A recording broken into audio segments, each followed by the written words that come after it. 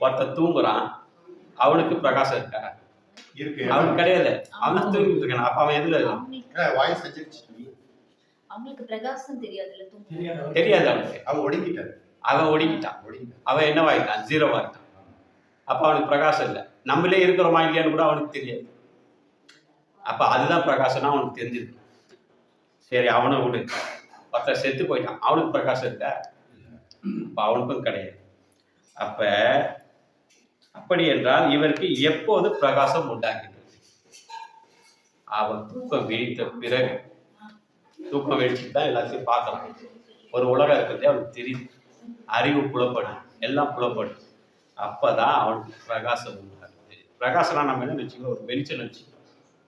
பிரகாசம்னா ஆற்றல், மிகப்பெரிய அறிவு சக்தி, ஜீவசக்தி, ஜீவன். இதுக்கு பேர் பிரகாசம். உன் வாழ்க்கை பிரகாசமா இருக்குப்பா அப்படின்னு சொல்றோம். அப்ப அதை ஏதோ வெளிச்சத்தை கொண்டா சொல்றோம். அவனோட வாழ்க்கை அவனுடைய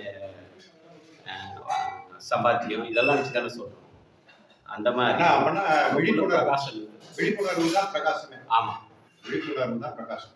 விழிப்புணர்வு இல்லை, உயிராற்றல், விழிப்புணர்வு, அறிவு, ஜீவன், இதெல்லாம் வந்து பிரகாசமான ஒரு பொருள்.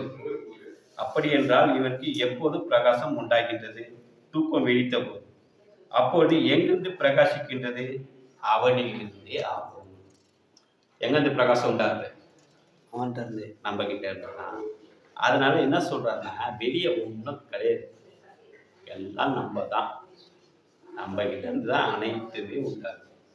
இந்த வானத்தையோ, இந்த வெளிச்சத்தையோ, இந்த உலகத்தையோ நீ பார்க்கணும்னா உனக்கு என்ன வேணும்? நமக்கு கண்ணு வேணும். நமக்கு கண்ணை பார்க்கறதுக்கு அதுக்கு ஒரு சக்தி வேணும். நமக்கு கண்ணு வேணுங்க ஐயா.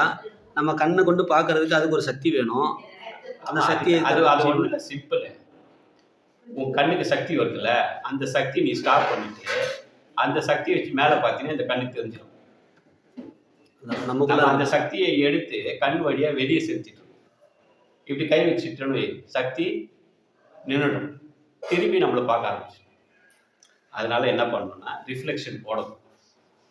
இப்போ சூரியன்லேருந்து ஒரு வெளிச்சம் எடுத்து நம்ம ஒருத்தர் முகத்தில் அந்த வெளிச்சத்தை பண்ணோன்னா இப்படி ஒரு ரிஃப்ளெக்ட் வச்சா அந்த பிரகாசம் ஒளி திரும்பி வேற அந்த மாதிரி நம்ம குரு மத்தியத்துலேருந்து வெளியே போயிட்டு கொண்டு போய் ஸ்டாப் பண்ணிட்டோம்னா ரிட்டர்ன் போகும்.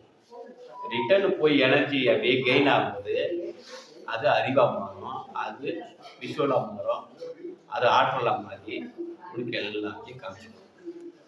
அதுதான் தேர்ட் ஐ அப்படி சொல்றது.